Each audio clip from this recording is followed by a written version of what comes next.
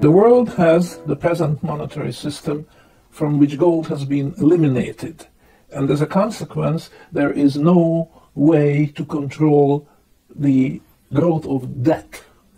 This is very important to understand, and I keep emphasizing this, that there is only one agent which can ultimately extinguish debt.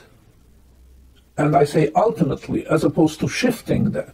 Of course, debt can be shifted from the individual to the bank or vice versa, from one person to another. But it's not the same as eliminating or extinguishing debt.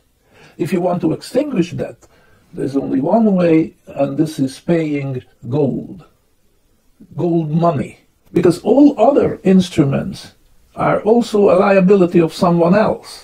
So you're not extinguishing that when you pay US dollars, Swiss francs, Japanese yens, what have you, because these are also liabilities. You are just substituting one liability with another one. So because the countries, all the countries of the world have eliminated gold from the monetary system, and it's still officially the case that gold is not money. Therefore, there is no way to reduce the level of debt in the world. From the 1980s onwards, this gradual trend of declining interest rates has been the financialization of our currencies. That has now ended, and we're now getting into a commodity-like environment for the world's currencies.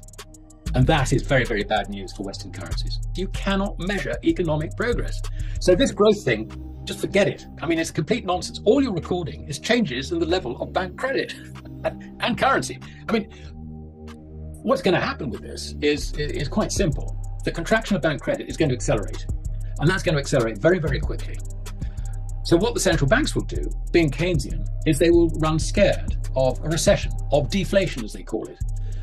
And in any event, government finances will just come unstuck on this, because you will find that tax income drops, welfare commitments rise, and therefore budget deficits rocket.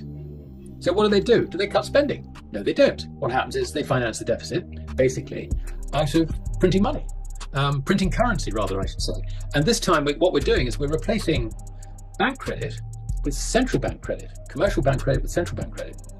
The impact of this is going to be far worse in terms of undermining the purchasing power of currencies than any changes in the level of bank credit. I was just in Hong Kong that I made a joke that the Communist Party is celebrating its 100th year. So is JP Morgan. And I'll make you bet we last longer. I can't say that in China. They probably are listening anyway.